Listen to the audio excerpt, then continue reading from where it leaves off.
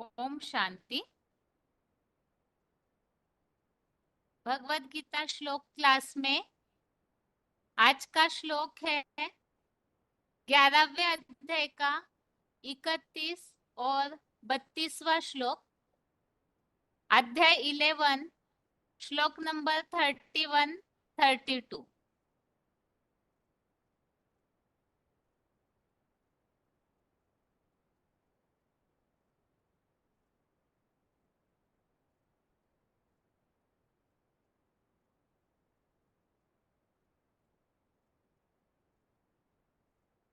ये दोनों श्लोक जुड़े हुए हैं, इसीलिए आज के क्लास में 31 और 32 दोनों श्लोकों को भी पढ़ेंगे।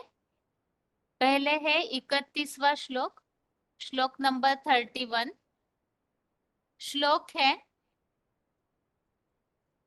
आख्या ही में को भावानुग्र रूपो नमोस्तुते देववर प्रसीद विज्ञातुमिच्छामि भवन्तमाद्यं न हि प्रजानामि तव प्रवृत्तिम्। श्लोक फिर से। आख्या ही में को भावानुग्र रूपो नमोस्तुते देववर प्रसीद विज्ञातुमिच्छामि भवन्तमाद्यं न हि प्रजानामि तव प्रवृत्तिम्। 11वें अध्याय का 31वां श्लोक हम देख रहे हैं। श्लोक का संधि विच्छेद है आख्या ही में कह भवान उग्र रूपः नमः अस्तु ते देववर प्रसीद विज्ञातुम् इच्छामि भवन्तम् आद्यं न हि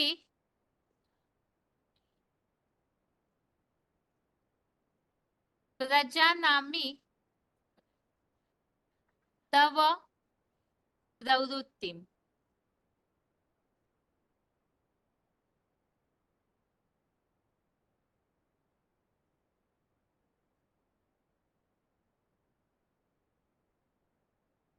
श्लोक का संधि विच्छेद दोबारा।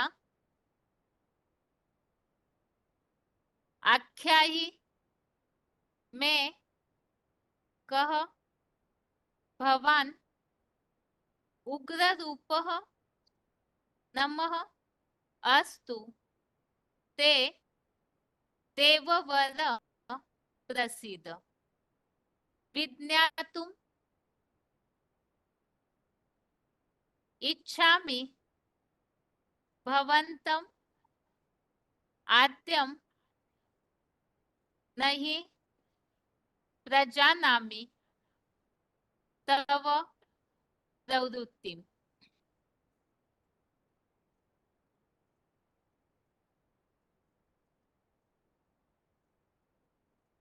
श्लोक के शब्दों के अर्थ है देववर अर्थात हे देव श्रेष्ठ महादेव में अर्थात मुझे आख्या ही अर्थात बताइए उग्र रूपः अर्थात भयंकर रूप वाले भवान अर्थात आप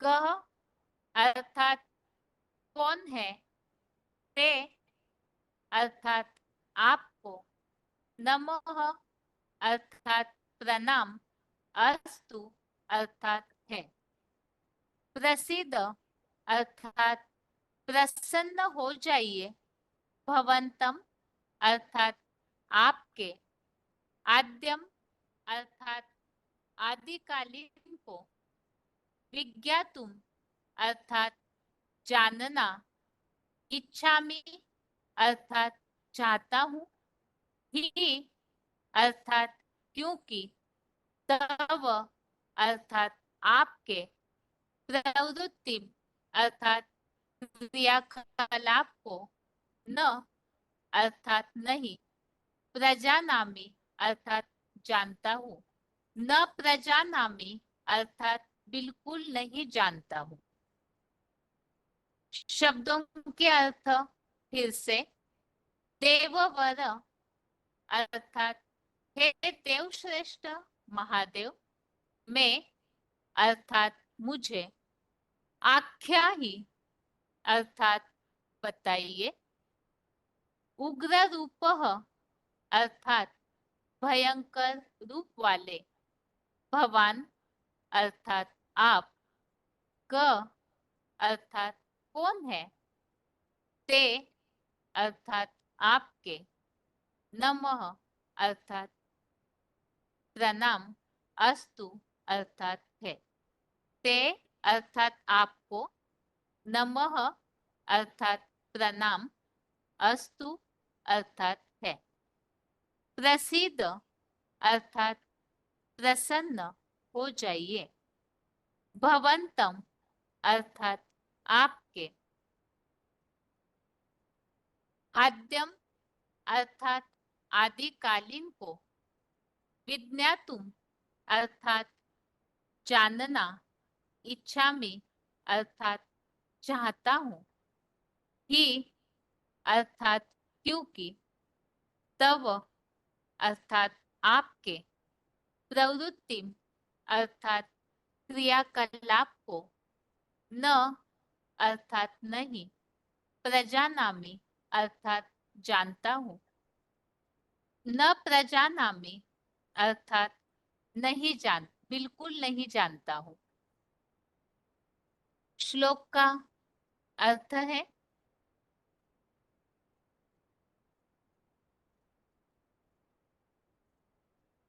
हे देवश्रेष्ठ महादेव, मुझे बताइए, भयंकर रूप वाले आप कौन हैं? आपको प्रणाम है, प्रसन्न हो जाइए, आपके आदिकालीन को जानना चाहता हूँ, क्योंकि आपकी क्रियाकलाप को मैं बिल्कुल नहीं जानता हूँ। तो इस श्लोक में अर्जुन भगवान से कह रहे हैं कि हे महादेव, आप जो आपका ये भयंकर रूप है, ये भयंकर रूप वाले आप कौन हैं? आपको प्रणाम है, आप प्रसन्न होकर के अपना रूप दिखाइए, क्योंकि आपके आदिकालीन को मैं जानना चाहता हूँ। तो ये जो श्लोक में उल्लेख आया है, आप ऐसे भयंकर रूप वाले आप कौन है, तो इसके लिए हम पिछले काफी श्लोकों से हम देख रहे हैं, जहां पर जैसे ही अर्जुन ने भगवान से कहा कि आप अपना विराट रूप मुझे दिखाइए, और भगवान ने भी अर्जुन से कहा कि मेरे रूप को ज्ञान नेत्रों से देख सकते हो, तो दिव्यम ददामि ते चक्षु, ऐसा हमने 11वें अध्याय के 8वें श्लोक में ही उल्लेख देखा। तो काफी सारे श्लोकों में भगवान के रूप का उल्लेख आया है।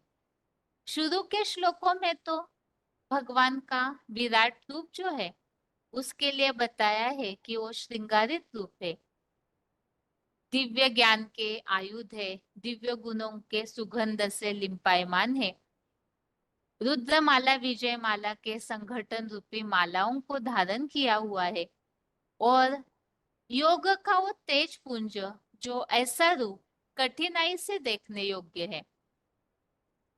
ये जो विराट रूप है, इसमें बताया कि हजारों सूर्यों से भी तेजोमय ये रूप है, और इस रूप का आदि मध्य अंत नहीं जान सकते हैं, क्योंकि जैसे लिंगोद्भव की कहानी का उल्लेख हमने समझा, इस आधार से आदि मध्य अंत भी वो स्वयं है, इसलिए उनका आदि मध्य अंत वो स्वयं ही जानते हैं। इसके अलावा हमने देखा कि अनेक मुख वाले, अनेक उदर, अनेक भुजाओं वाला वो रूप है, और ऐसा अनंत रूप जिसमें बताया आकाश को छूने वाला, नभः स्पृशम ऐसा उल्लेख आया हुआ है, अनेक रंगों में दमकने वाला। साथ ही में ऐसा प्रलयकालीन रौद्र रूप जिसमें बताया दृष्टा करालानी, अर्थात ये जो विकराल ताड़े है, एटॉमिक विस्फोट, एटम बॉम्ब्स जो सब जगह फैले हुए हैं, तो ऐसा जो आग उगलने वाले अनेक प्रकार के मुख है जो क्रांतिकारी वाणी वाले हैं। इसके अलावा इन मुखों में सारी सृष्टि जो है वो समाती हुई नजर आ रही थी।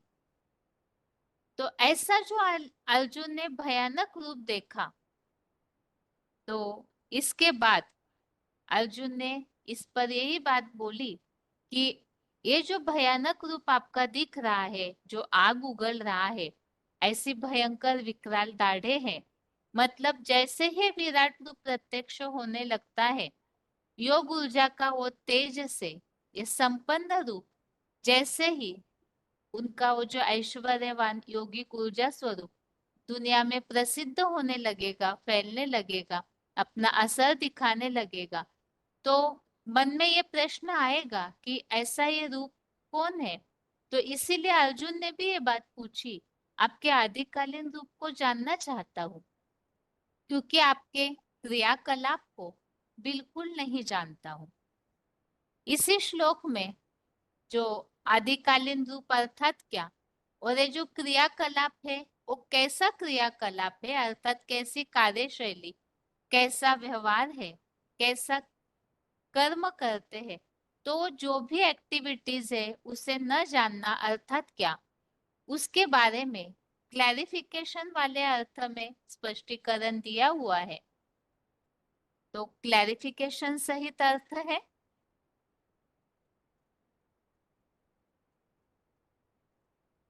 हे देवश्रेष्ठ महादेव, मुझे बताइए ऐसे महाकाल की तरह भयंकर रूप वाले आप कौन हैं? आपको प्रणाम है, प्रसन्न हो जाइए।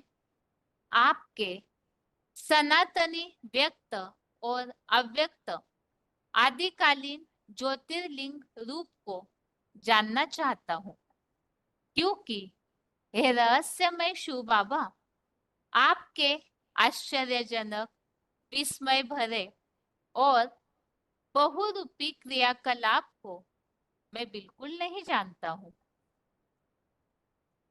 तो जो भयंकर रूप का इसके पिछले सारे श्लोकों में हमने वर्णन समझा है, ये देखकर अर्जुन, अर्थात हमने अध्याय पहले से ही इस बात को समझा है, भगवान ने भगवत गीता केवल एक अर्जुन के लिए नहीं बताई। एक अव्वल नंबर अर्जुन जो सारे मनुष्य सृष्टि के प्रतिनिधि के रूप में गीता में वर्णित किए हुए हैं, लेकिन जो भी ज्ञान का अर्जन करने वाले, पुरुषार्थ का अर्जन करने वाले नंबरवार नर अर्जुन है, उन सबके लिए ही भगवान का ये विराट रूप अपने अपने कर्मों अनुसार, अपने अपने इच्छा अनुसार, जैसे जैसे उनको भगवान को देखने की, जानने की इच्छा होगी, उस अनुसार ये विराट रूप नंबरवार सबके आगे जरूर प्रत्यक्ष होगा। और उन सबके मन में ये जिज्ञासा जरूर होगी, जो कि यहाँ अर्जुन ने इस बात को भगवान से कहा है, जो बताया है, अर्जुन ने ये बात बोली है भगवान से कि मुझे बताइए कि ऐसा भयंकर रूप जो कि महाकाल की तरह दिखता है, क्योंकि जब महाकाल आता है तो सबकी महामृत्यु सामने खड़ी हो जाती है। तो ऐसा भयंकर रूप जो बताया, सब जगह विनाश, आग उगलता हुआ सृष्टि का रूप हो जाता है प्रैक्टिकल में भी, और साथ में भगवान के रूप से जो मुखों से ऐसी भयंकर वाणी निकलती है जो सबको पूरी तरह से हिला देती है, जिसके लिए बताया कि तीनों लोग भयभीत होकर के कांपने लगते हैं। तो इसीलिए अर्जुन ने ये बात बोली, भयंकर रूप वाले आप कौन है? आपको प्रणाम है, प्रसन्न हो जाइए। आपके सनातनी व्यक्त प्लस अव्यक्त आदिकालीन ज्योतिर्लिंग रूप को जानना चाहता हूं। तो इसमें बताया है कि वो रूप कौन सा है। आदिकालीन रूप अर्थात जो व्यक्त भी है और अव्यक्त भी है, जिसके लिए 9वें अध्याय के चौथे श्लोक में उल्लेख हमने देखा है। अव्यक्त मूर्ति ना, मूर्ति अर्थात साकार अर्थात व्यक्त, और अव्यक्त अर्थात अव्यक्त स्थिति की बात जो इन आंखों से नहीं बुद्धि रूपी नेत्र से जानी पहचानी जा सकती है। तो इसी के लिए ही इस श्लोक में अर्जुन ने ये बात बोली है कि आपके आदिकालीन रूप को जानना चाहता हूं।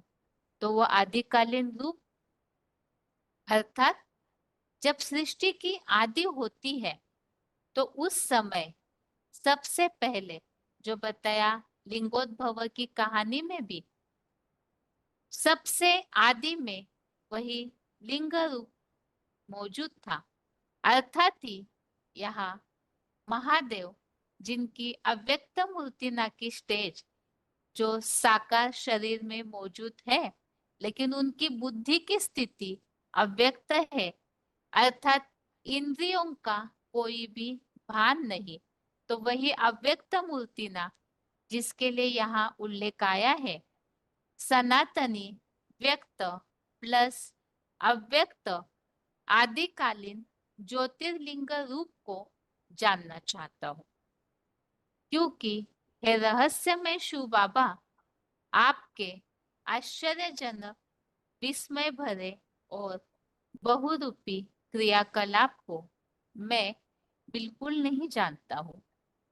तो ये आश्चर्यजनक विस्मय भरा और बहुरूपी क्रियाकलाप अर्थात क्या, इसके लिए रेफरेंस श्लोक तो है ही। इसके अलावा मुरलियों में इस बात का उल्लेख आता है कि आश्चर्यवत सुनंती कथंती, और फिर कोई कोई ऐसे है जो उस पार्ट को न समझने के कारण भागंती हो जाते हैं। तो इस बात के लिए बताया भगवान का जो पार्ट है वो तो बहुत वंडरफुल है, इसीलिए ही उनके उस रहस्यमय पार्ट को, उस क्रियाकलाप को जो अर्जुन है वो नहीं जान पाते। क्योंकि जैसे हमने 11वें अध्याय में ही एक उल्लेख देखा, नभ स्पर्शम अर्थात तो आसमान को छूने वाली ऊंचाई वाला पार्ट है उनका, इतने ऊंचे है भगवान।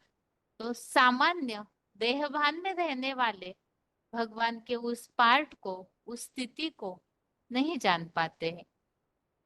इसी संबंधित यहाँ कुछ रेफरेंस श्लोक लिए हुए हैं। अब जैसे श्लोक में उल्लेख आया हुआ है भयंकर रूप का, तो इसमें जो भी ऐसे श्लोकों में विकराल रूप की बात हमने देखी हुई है, जैसे 11वें अध्याय का 27वां है, 26वां है, इन सब में उन सब भयंकर रूपों का उल्लेख हमने देखा ही है। इसके अलावा जो सनातनी व्यक्त प्लस अव्यक्त आदिकालीन ज्योतिर्लिंग रूप की बात, इसके लिए हमने 9वें अध्याय का चौथा अध्याय 9 का श्लोक नंबर 4 समझा है। अभी अभी रिवीजन में भी इस बात को समझा है कि वो अव्यक्त मूर्ति ना किस तरह से व्यक्त भी है और अव्यक्त भी है, साकार शरीर होते हुए भी स्थिति अव्यक्त है। और यहाँ लास्ट वाक्य जो आया है श्लोक के भावार्थ में, आश्चर्यजनक विस्मय भरे बहुरूपी।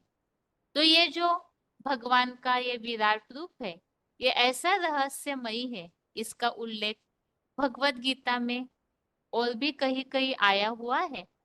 तो उसे हम देखते हैं, क्योंकि इसी कारण से अर्जुन भगवान से ये कह रहे हैं कि आप अपना रूप मुझे दिखाइए, मैं आपको जानना चाहता हूँ।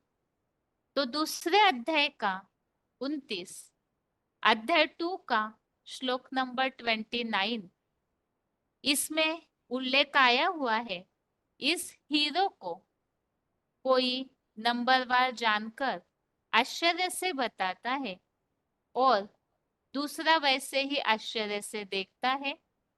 कोई जानते हुए भी इसे आश्चर्य से सुनता है और कोई सुनकर भी नहीं जान पाता। क्यों नहीं जान पाते? क्योंकि संसार में नंबरवार सुख भोगी है। तो इसी के लिए नीचे पॉइंट भी दिया हुआ है। शंकर क्या करते हैं? उन हीरो का पार्ट ऐसा वंडरफुल है जो तुम विश्वास कर न सको। यहाँ दो बातें हैं।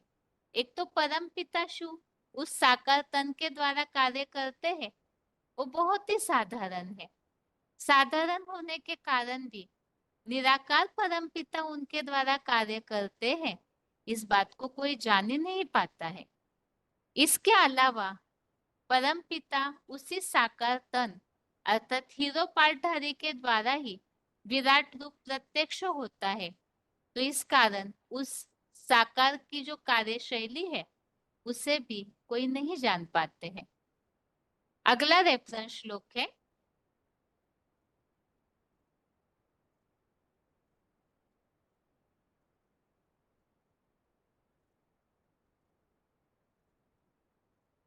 आगे है। यदि आप रेफरेंस श्लोक नोट कर रहे हैं तो नंबर्स के साथ जरूर इस बात को नोट करके रखना चाहिए। जैसे ये जो श्लोक हम देख रहे हैं, जो श्लोक में लास्ट वाक्य आया है, हे रहस्य में शिव बाबा आपके आश्चर्य वाले विस्मय भरे बहुरूपी क्रियाकलाप को नहीं जानता हूँ। तो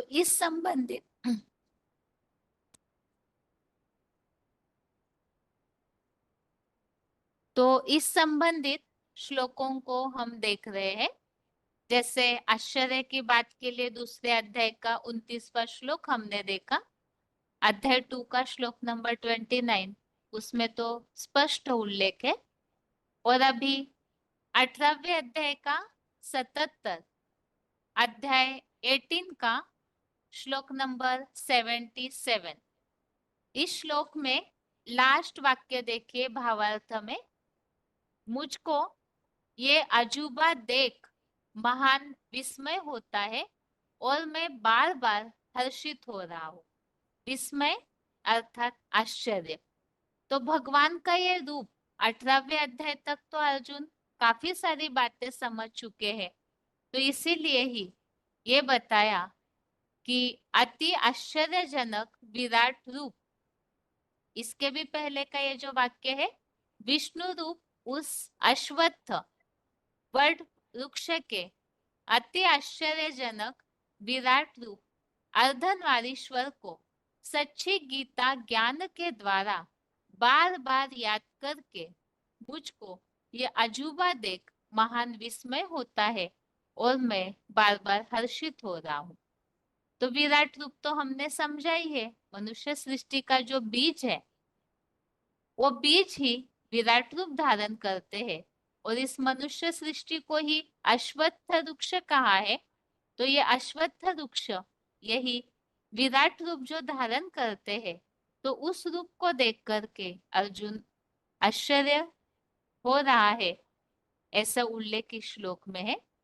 ऐसे ही 10वें अध्याय का 12वां अध्याय 10 का श्लोक नंबर 12, इस 11वें अध्याय के 31वें श्लोक में एक शब्द और आया है, बहुरूपी। तो इसी शब्द का उल्लेख इस 10वें अध्याय के 12वें श्लोक में भी है। कभी लोप न होने वाले शाश्वत दिव्य पुरुष है और बहुरूपिया के विशेष रूपों में व्यक्त होते हैं। अर्थात भगवान अनेक रूपों से बहुरूपी के रूप में व्यक्त होते हैं। इसी तरह से 10वें अध्याय का 36, अध्याय 10 का श्लोक नंबर 36, इसमें उल्लेख आया हुआ है, मैं बहुरूपिया छलियों का जुआ हूं। तो बहुरूपिया अर्थात वास्तव में भगवान छल कैसे करेंगे? तो यहाँ जो उल्लेख है वो बहुरूपिया है, जो जैसे है उनके साथ वैसे करते हैं। लेकिन है तो भगवान बहुत साधारण और दयालु, शांति के सागर, ऐसे ही बताए जाते हैं।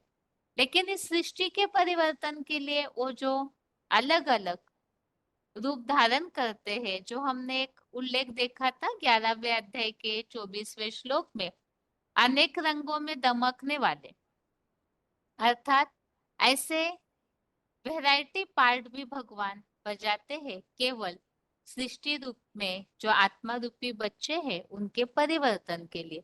तो बताया बहुरूपिया अर्थात छलियों का जुआ हूं। आगे है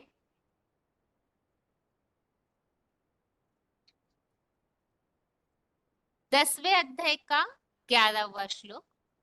दोनों श्लोक वैसे यहाँ जुड़े हुए हैं, 10 और 11। तो उसमें अध्याय 11 का श्लोक नंबर 11 नीचे इस श्लोक में भी इस तरह से उल्लेख आया हुआ है, सब प्रकार के बुलंद आश्चर्यों से भरे। जो श्लोक में शब्द आया हुआ है, सर्वाश्चर्यमयम देवम अनंतम विश्वतो मुखम। तो ऐसा सब प्रकार के बुलंद आश्चर्यों से भरा हुआ पुरुषोत्तम संगम युगी विश्व धर्मों के ऑलराउंडर पंचानन परम ब्रह्म के असीम विराट देव को देखा। तो यहाँ विश्व धर्म में जितने भी लोग हैं, आत्माएं हैं, तो उनके तरह ही वो सबके जैसा, सबके परिवर्तन वाला जो पार्ट बजाते हैं। तो बताया सब प्रकार के बुलंद आश्चर्यों से भरा हुआ ये विराट रूप है। और 13वें अध्याय का तीसरा अध्याय 13 का श्लोक नंबर 3, इसमें भी उल्लेख आया हुआ है बहुरूपिया शिव बाबा। तो यहाँ बहुरूपिया किस हिसाब से बताया है, तो यहाँ पर वो जो विराट रूप का देह है अर्थात हीरो पार्टधारी, तो उनके बारे में यहाँ पूरा उल्लेख आया हुआ है कि किस तरह से उनका जन्म और उनके शरीर की रचना शैली और साथ ही में वो किस तरह प्रभाव वाला है। तो पूरी तरह से इस श्लोक में उल्लेख है, जैसा विकारी है और साथ में बताया बालकों बच्चों जैसी देह है, साथ ही में जन्म से देहांकारी ब्रह्मपुत्र है, और साथ ही में बताया स्वभावी बदला लेने वाले नाग स्वभावी दृष्टद्युम्न जैसा ढीठ निर्लज्ज मार्शल है, और हिसाब किताब चुप्तू के प्रभाव वाला। वह संक्षेप में मुझ बहुरूपिया शिव बाबा से सुन। तो यहाँ भी बहुरूपिया ऐसा उल्लेख आया हुआ है। तो इस तरह से श्लोक में जो उल्लेख आया है आश्चर्य वाला, कि आपके आश्चर्य भरे विस्मय भरे बहुरूपिया क्रियाकलाप को नहीं जानता हूँ। तो ये अनेक प्रकार का वैरायटी पार्ट वो बजाते हैं, इसीलिए यहाँ ये उल्लेख आया हुआ है। तो 11वें अध्याय का 31वां श्लोक हमने समझा। अभी आगे है अर्जुन के इस प्रश्न पर भगवान ने क्या उत्तर दिया। अर्जुन ने जो पूछा है कि आप ऐसा भयंकर रूप वाले आप कौन है, आपके आदिकालीन रूप को मैं जानना चाहता हूँ, क्योंकि आपके क्रियाकलाप जो आश्चर्य वाला बहुरूपिया क्रियाकलाप है मैं उसे नहीं जानता हूँ। तो इस पर भगवान ने जो उत्तर दिया है, भगवान ने अर्जुन को अगले श्लोकों में समझाया है अपने स्वरूप के बारे में, इसलिए यहाँ श्लोकों का टॉपिक भी चेंज हो रहा है। 32वें श्लोक से 34वें श्लोक तक, श्लोक नंबर 32 से 34 तक यहाँ उल्लेख है भगवान द्वारा अपने प्रभाव का वर्णन और अर्जुन को युद्ध के लिए उत्साहित करना।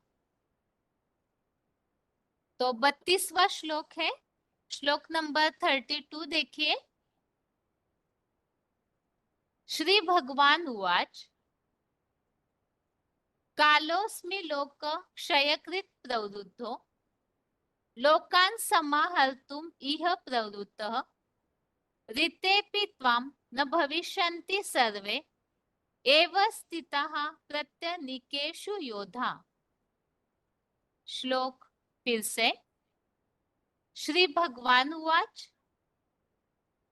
कालोऽस्मि लोक क्षयकृत् प्रवृद्धो लोकान् समाहर्तुम् इह प्रवृत्तः ऋतेऽपि त्वां न भविष्यन्ति सर्वे एव स्थिताः प्रत्यनीकेषु योधा। अभी श्लोक का संधि विच्छेद है। कालः अस्मि लोकक्षय कृत प्रवृद्धः लोकान् समाहर्तुम् इह प्रवृत्तः ऋते अपि त्वां न भविष्यन्ति सर्वे ये अवस्थिताः प्रत्यनीकेषु योधा। अध्याय 11 का श्लोक नंबर 32 का संधि विच्छेद फिर से। कालः अस्मि लोकक्षय कृत प्रवृद्धः लोकान् समाहर्तुम् इह प्रवृत्तः ऋते अपि त्वां न भविष्यन्ति सर्वे ये अवस्थितः प्रत्यनीकेषु योधा। अभी शब्दों के अर्थ। लोकक्षयकृत अर्थात संसार का महाविनाश करता। यहाँ ये शब्द जुड़ा हुआ है तो वास्तव में लोक अर्थात संसार का और क्षयकृत क्षय माना महाविनाश कृत अर्थात करता करने वाला। लोक क्षयकृत अर्थात संसार का महाविनाश करता। प्रवृद्धः कालः अर्थात विकराल काल। प्रवृद्धः अर्थात विकराल काल अर्थात काल। अस्मि अर्थात मैं हूँ। इह अर्थात यहाँ। लोकान अर्थात लोगों के। समाहर्तुम अर्थात संगठनार्थ। प्रवृत्तः अर्थात लगाओ। प्रत्यनीकेषु अर्थात विरोधी सेनाओं में। ये अर्थात जो। योद्धा अर्थात योद्धा। अवस्थितः अर्थात खड़े हैं। सर्वे अर्थात सब। त्वाम अर्थात तेरे। ऋते अपि ऋते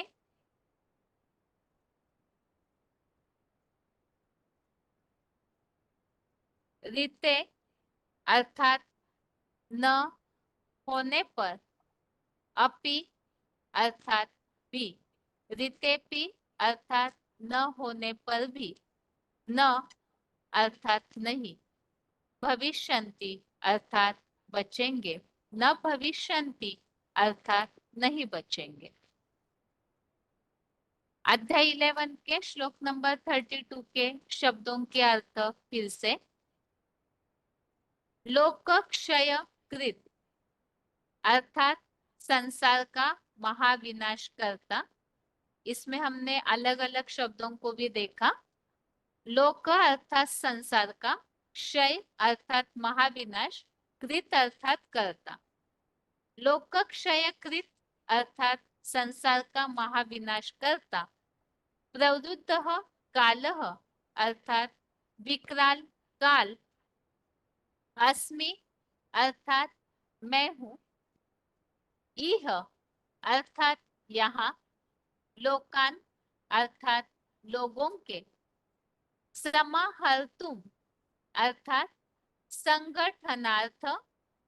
प्रवृत्तः अर्थात लगा हूं, प्रत्यनीकेषु अर्थात विरोधी सेनाओं में, ये अर्थात जो, योद्धा अर्थात योद्धा, अवस्थितः अर्थात खड़े हैं, सर्वे अर्थात सब, त्वम अर्थात तेरे, ऋतेपि, ऋते अर्थात न होने पर, अपि अर्थात भी, ऋतेपि अर्थात न होने पर भी, न अर्थात नहीं, भविष्यन्ति अर्थात बचेंगे, न भविष्यन्ति अर्थात नहीं बचेंगे। अभी श्लोक का अर्थ है, संसार का महाविनाश करता विकराल काल, यहाँ लोगों के संगठनार्थ लगा हूं, विरोधी सेनाओं में जो योद्धा खड़े हैं, सब तेरे न होने पर भी नहीं बचेंगे।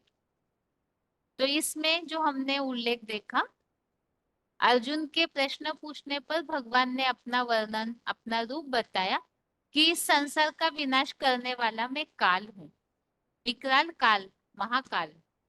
और यहाँ लोगों के संगठनार्थ अर्थात संगठन बनाने अर्थ लगा हुआ हूँ, लोगों को इकट्ठा करने, एकत्रित करने में लगा हुआ हूँ। और ये विरोधी जो भी सेनाएं हैं, जो योद्धा खड़े हैं, वो तेरे युद्ध न करने पर भी नहीं बचेंगे। इसी श्लोक में क्लैरिफिकेशन सहित अर्थ है, संसार का महाविनाश करता कल्पांतकालीन विकराल काल मैं हूं, और सब धर्मों में से यहाँ शतवर्षीय पुरुषोत्तम संगम युगी शूटिंग में विष्णु लोकीय वैकुंठ के श्रेष्ठ लोगों के संगठनार्थ लगा हूं, विरोधी धर्मों की सेनाओं में जो योद्धा बड़े ज्ञानी बने खड़े हैं, वे सब तेरे धर्म युद्ध में न होने पर भी नहीं बचेंगे, अवश्य अनिश्चय की मौत मरेंगे। तो सबसे पहले तो भगवान ने अपना स्वरूप बताया कि मैं कल्प के अंत में महाविनाश करने वाला विकराल काल अर्थात महाकाल हूं, और सब धर्मों में से, सब धर्मों को में से आत्माओं को चुन करके ये जो 100 वर्षीय पुरुषोत्तम संगम युग है, इसमें विष्णु लोकीय वैकुंठ अर्थात स्वर्ग के लिए नए लोगों को इकट्ठा करने, जो श्रेष्ठ लोगों को संगठित करने में लगा हुआ हूं। यहाँ भगवान के दो कार्य, विनाश और स्थापना, नई दुनिया की स्थापना अर्थात विष्णु लोकीय वैकुंठ के श्रेष्ठ लोगों का संगठन इकट्ठा करने में लगा हूं, और कल्पांतकालीन विकराल काल महाविनाश करता हूं। और अर्जुन को भगवान ने ये बात बताई कि ये विरोधी सेनाओं में जो खड़े हैं, ये तेरे युद्ध न करने पर भी नहीं बचेंगे।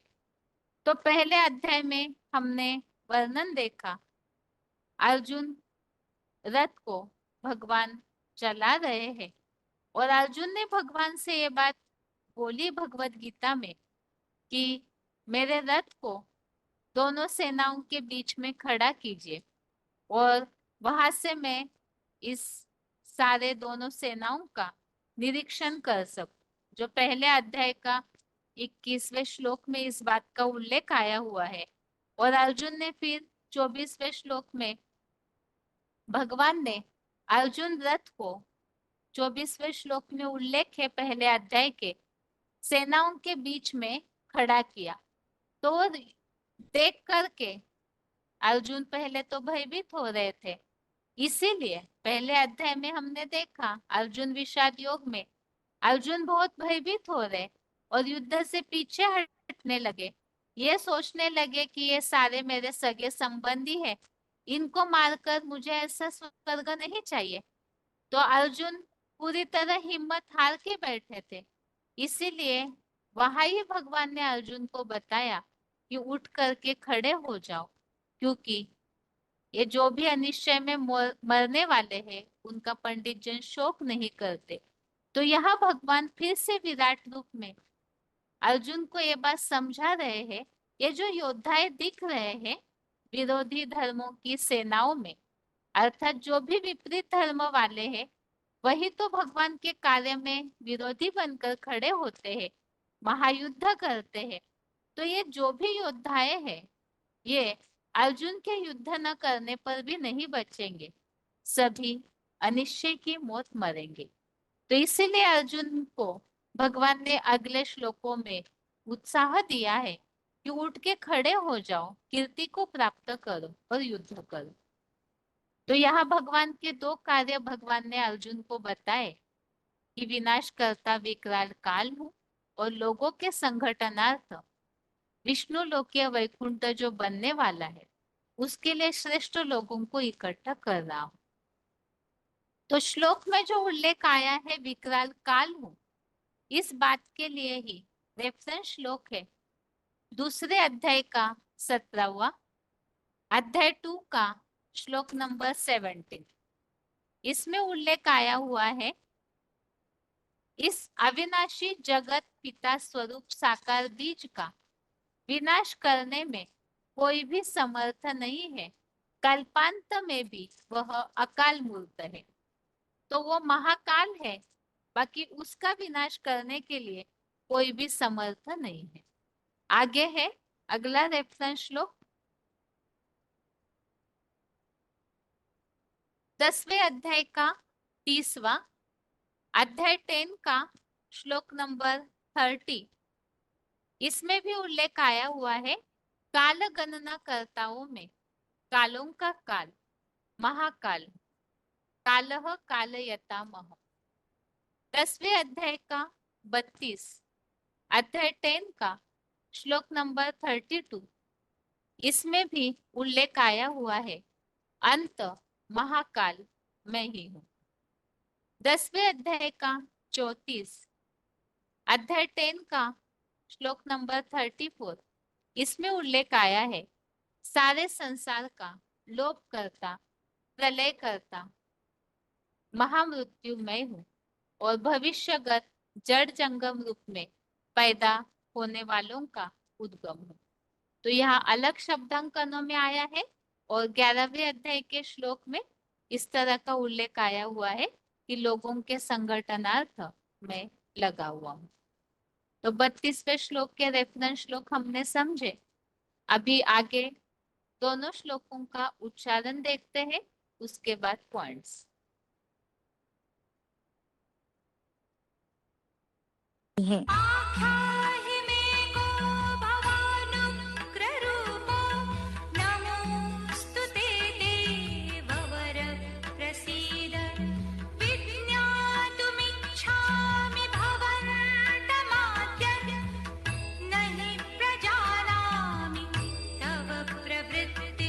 हे देव श्रेष्ठ महादेव, मुझे बताइए कि ऐसे महाकाल की तरह भयंकर रूप वाले आप कौन हैं?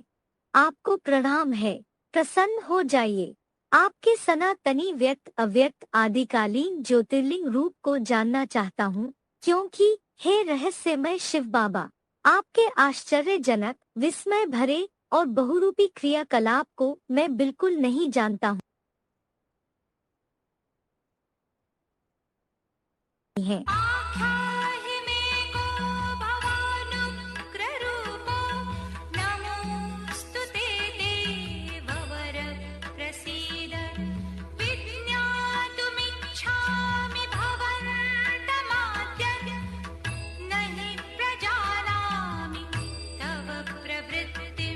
हे देव श्रेष्ठ महादेव, मुझे बताइए कि ऐसे महाकाल की तरह भयंकर रूप वाले आप कौन हैं? आपको प्रणाम है, प्रसन्न हो जाइए। आपके सनातनी व्यक्त अव्यक्त आदिकालीन ज्योतिर्लिंग रूप को जानना चाहता हूँ, क्योंकि हे रहस्यमय शिव बाबा, आपके आश्चर्यजनक विस्मय भरे और बहुरूपी क्रियाकलाप को मैं बिल्कुल नहीं जानता हूँ।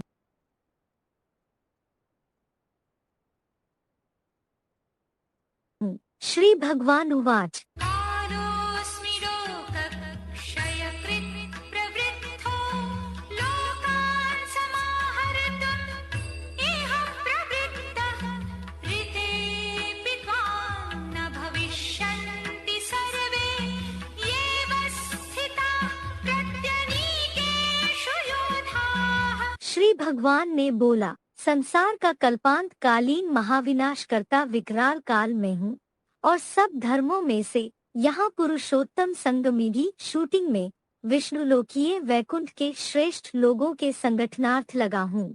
विरोधी धर्मों की सेनाओं में जो योद्धा बड़े ज्ञानी बने खड़े हैं, वे सब तेरे धर्म युद्ध न करने पर भी नहीं बचेंगे, अवश्य अनिश्चय की मौत मरेंगे। श्री भगवान उवाच कालोऽस्मि लोकक्षयकृत् प्रवृद्धो लोकान् समाहर्तुम् इह प्रवृत्तः ऋतेऽपि त्वां न भविष्यन्ति सर्वे येव स्थिताः प्रत्यनीकेषु योधाः। श्री भगवान ने बोला, संसार का कल्पांत कालीन महाविनाश करता विकराल काल में हूँ और सब धर्मों में से यहाँ पुरुषोत्तम संगमिधि शूटिंग में विष्णुलोकीय वैकुंठ के श्रेष्ठ लोगों के संगठनार्थ लगा हूँ। विरोधी धर्मों की सेनाओं में जो योद्धा बड़े ज्ञानी बने खड़े हैं, वे सब तेरे धर्म युद्ध न करने पर भी नहीं बचेंगे, अवश्य अनिश्चय की मौत मरेंगे। अभी आगे है श्लोक संबंधित पॉइंट्स। पहला पॉइंट है बीसीडी नंबर 2354, बीसीडी नंबर 2354, 2 घंटा 32 मिनट 2 hours 32 minutes के बाद से लिया हुआ पॉइंट है। महाकाल की तरह भयंकर रूप वाले। रुद्र माने भयंकर रूप जो धारण कर ले, इतना भयंकर रूप जो दुनिया में कभी भी किसी ने धारण न किया हो, ऐसा महाकाल का रूप जो सारी दुनिया को खा जाएगा, लेकिन उसको कोई खा नहीं सकता। कालों का काल महाकाल, जिसको कोई काल खा नहीं सकता।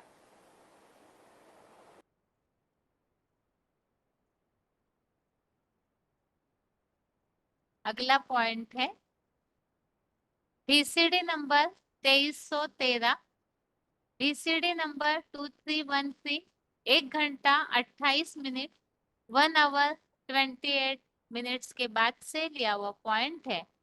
सनातनी व्यक्त प्लस अव्यक्त आदिकालीन ज्योतिर्लिंग रूप। शंकर की जो कर्म इंद्रियां दिखाई देती है,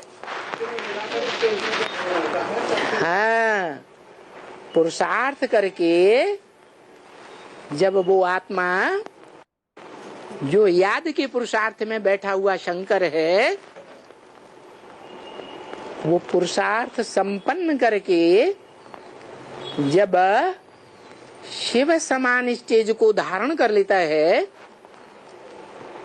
जो शिव बाप का विरुद्ध है कि मैं तुम बच्चों को नंबर बार आप समान बना कर ले जाऊंगा, तो अव्वल नंबर कोई 100% शिव बाप समान बनता होगा ना।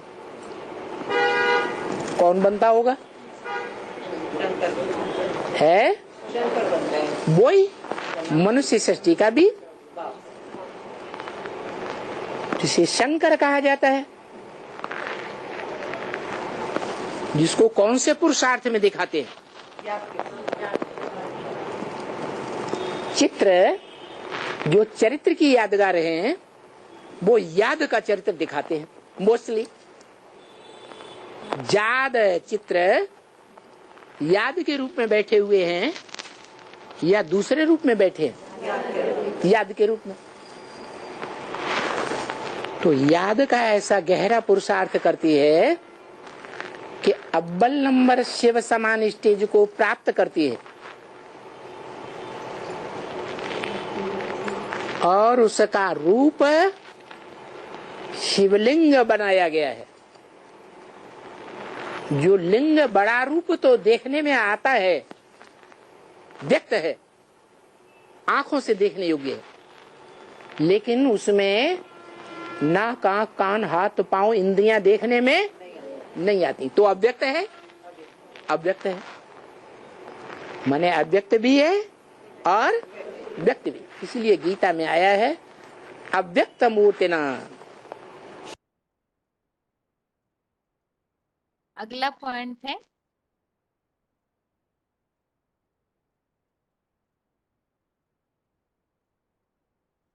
BCD number 614, BCD number 614 47 minute 47 minutes के बाद से लिया हुआ पॉइंट है आश्चर्यजनक विस्मय भरा क्रियाकलाप।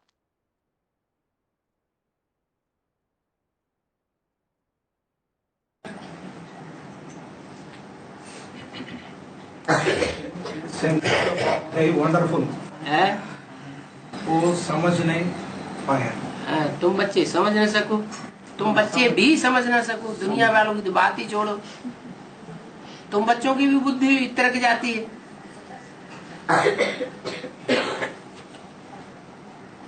तो वो उसका क्लियर अर्थ यही क्लियर अर्थ है कि शंकर का जो अड़भंगा पार्ट है वो सबको अनिश्चय पैदा करा देता है। बुद्धि में फिक्स बैठता नहीं है कि भगवान का पार्ट यही है या नहीं है। सबकी बुद्धि हिलती रहती है।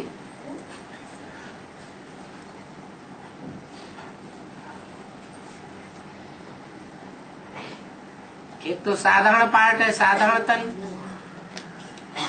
साधारण पार्टधारी, साधारण तनधारी है तो सर्वसाधारण जैसे ही कर्म करता है, तो लोगों की बुद्धि में जल्दी नहीं बैठता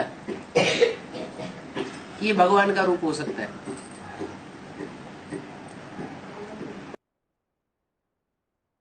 अगला पॉइंट है BCD number 2335, BCD number 2335 43 minutes के बाद से लिया हुआ पॉइंट महाविनाश करता कल्पांतकालीन विकराल काल। सभी धर्म के धर्म पिताएं, उनके फॉलोअर्स, उनके धर्म ग्रंथों में आदम का जिक्र आया है, एडम का जिक्र आया है। क्रिश्चियंस में, जैनियों में आदिनाथ का जिक्र आया है और हिंदुओं में आदिदेव की बात आई है, जिसका कोई भी आदि नहीं। कोई नहीं जानता उनको जन्म देने वाला कौन। उसका कब जन्म हुआ, कब उसकी मृत्यु होती है, उसको मृत्यु में जाता हुआ कोई देखता ही नहीं। उसको काल के गाल में जाता हुआ किसी ने देखा ही नहीं, क्योंकि वो एक ही मनुष्य जी पर है जो कालों का काल है, महाकाल गाया हुआ है, जिसको कोई काल खा नहीं सकता। वो महामृत्यु के समय सारी दुनिया को खा जाएगा, जो गीता में लिखा है, दंसा करालानि चते मुखाने। क्या उस महाकाल का मुख विकराल दाढ़ों वाला है, जिन दाढ़ों के बीच में सारा संसार चबाया जा रहा है। ऐसा साक्षात्कार अर्जुन ने किया।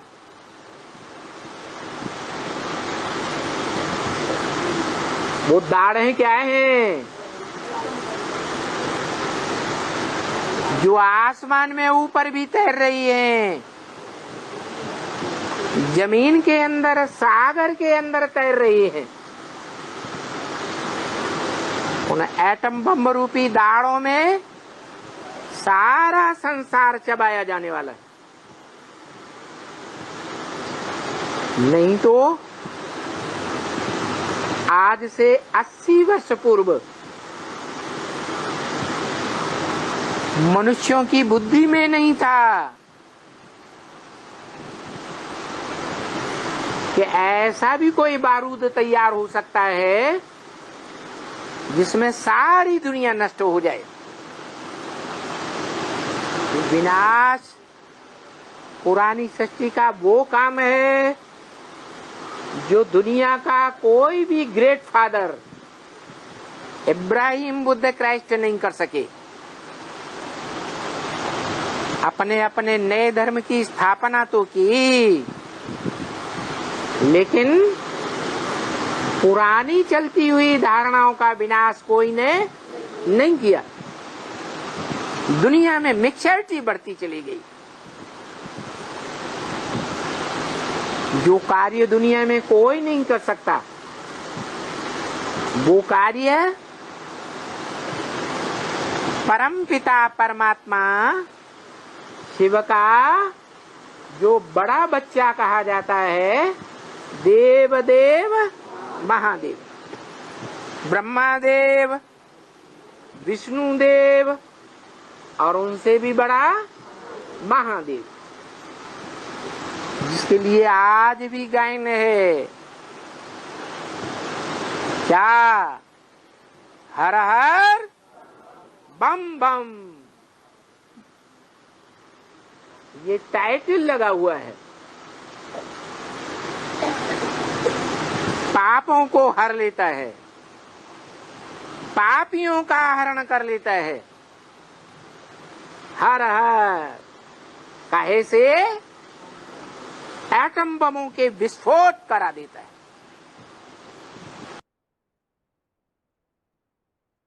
अगला पॉइंट है BCD number 26, BCD number 26, 22 minute 22 minutes के बाद से लिया हुआ पॉइंट है। श्रेष्ठ लोगों के संगठनार्थ लगा हूं।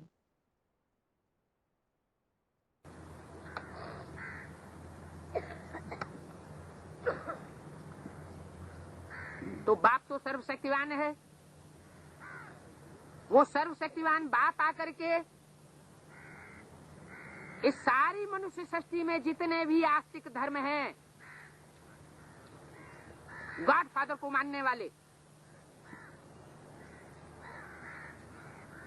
उनके बीच में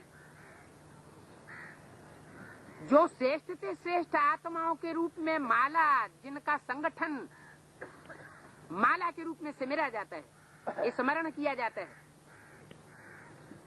उन माला के मणकों को वो सुप्रीम सोल बाप सर्वशक्तिवान पहले प्रत्यक्ष करता है। खुद गुप्त रहता है,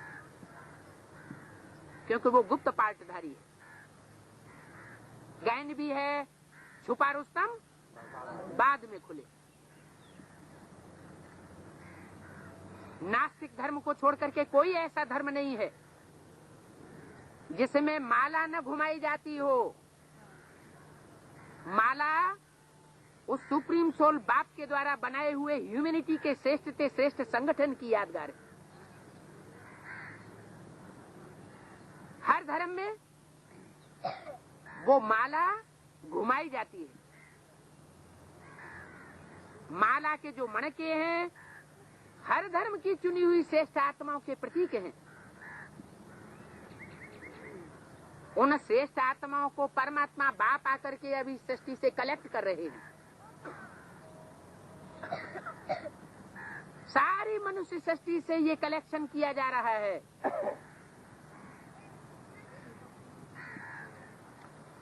जो तीव्रतम साधन है उनमें सबसे लेटेस्ट साधन कौन सा है अभी मनुष्य सृष्टि पर? कंप्यूटर। उस कंप्यूटर में इंटरनेट एक ऐसा साधन है कि जब वो अपनी पूरी मशीनरी को प्राप्त कर लेगा, टीवी से कनेक्ट हो जाएगा, तो बड़ी तीव्रता से वो 108 सितारे जो संसार के सर्वोपरि सितारे हैं, ज्ञान की चमक मारने वाले, वो प्रत्यक्ष हो जाएंगे। उन 108 सितारों को,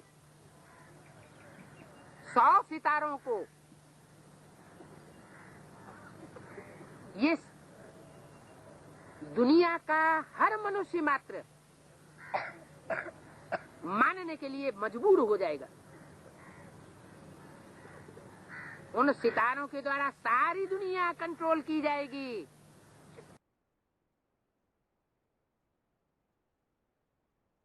इस तरह से आज के श्लोक संबंधित पॉइंट्स हमने देखे हैं और अभी टाइम पूरा हो रहा है, इसीलिए आज का श्लोक रिवाइज करते हैं क्योंकि रिवीजन के लिए नहीं हो पाएगा। आज का 31 और 32वां श्लोक हम देखते हैं।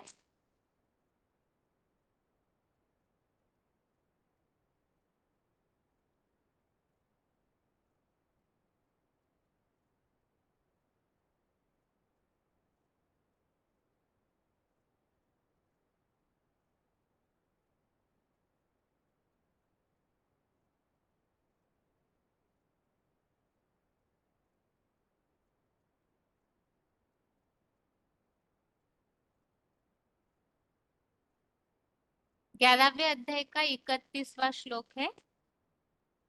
आख्या ही मे को भवानुग्र रूपो नमोस्तुते देववर प्रसीद विज्ञातुमिच्छामि भवन्त माद्यम नहीं प्रजानामि तव प्रवृत्ति। श्लोक फिर से।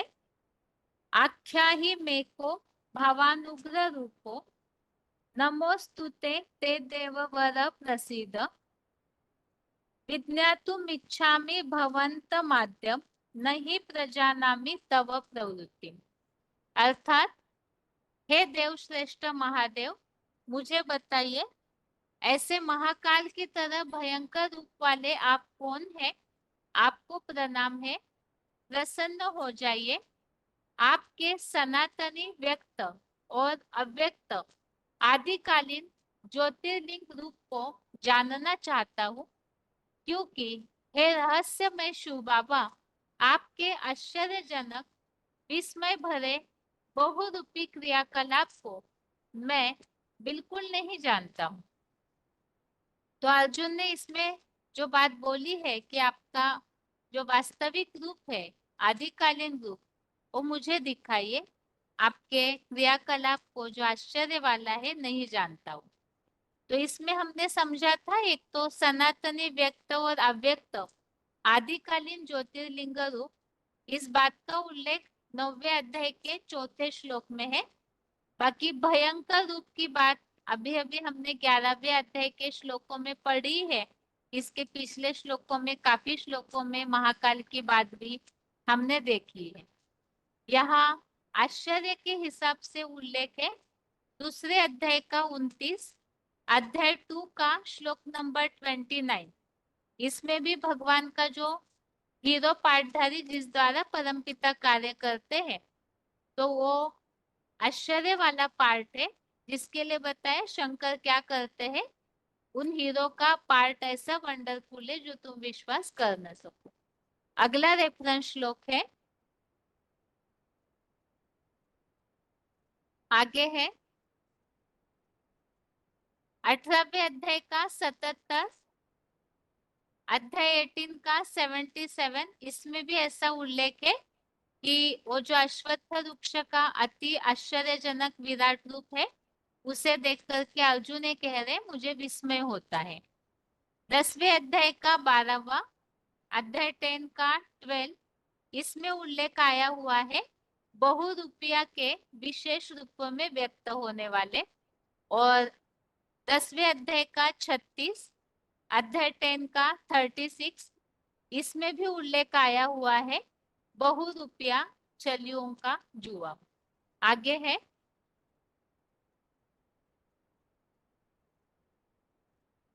11वें अध्याय का 11वां अध्याय 11 का श्लोक नंबर 11, इसमें उल्लेख है सर्वाश्चर्यमयम देवम, अर्थात सब प्रकार के बुलंद आश्चर्यों से भरे हुए विश्व धर्मों के असीम विराट देव को देखा। और 13वें अध्याय का 3 अध्याय 13 का 3, इसमें भी उल्लेख है बहुरूपिया शिव बाबा। आगे है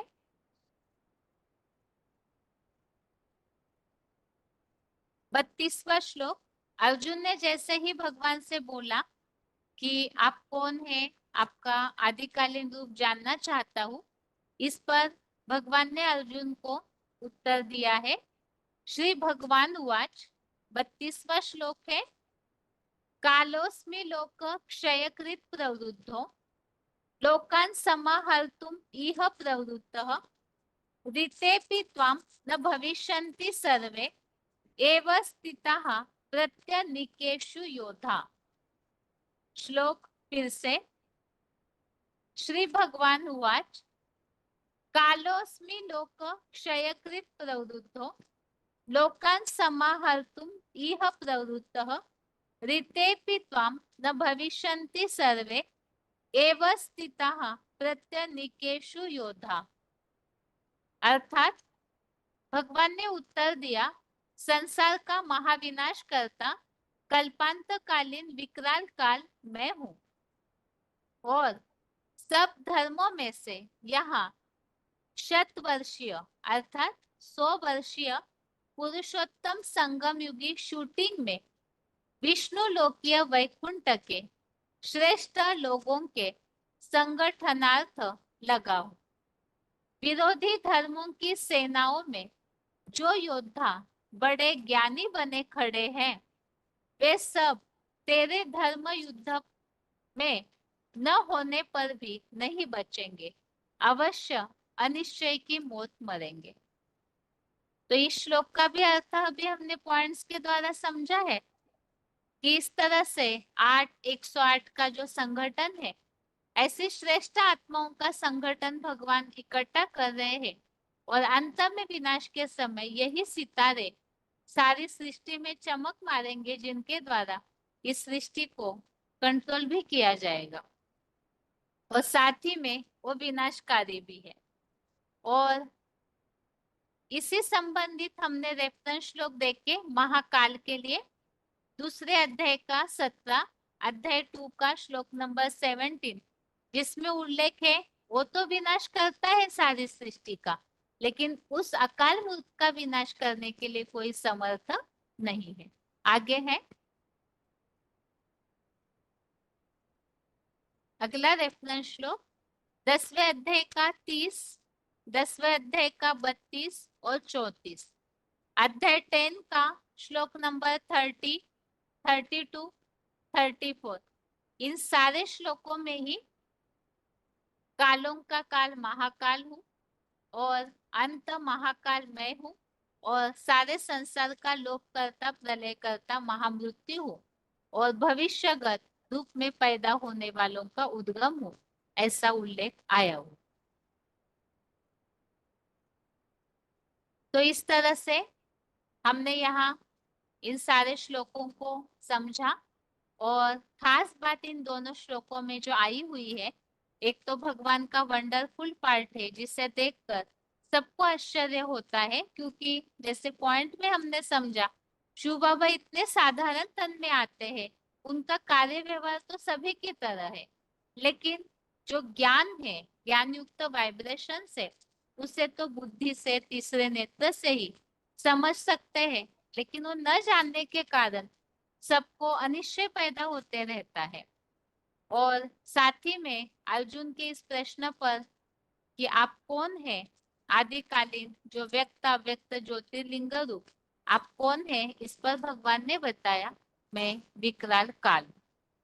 ये आज के दोनों श्लोकों को रिवीजन के साथ हमने समझा है और इसके साथ ही आज के लिए गीता क्लास यहाँ पूरा होता है। ओम शांति।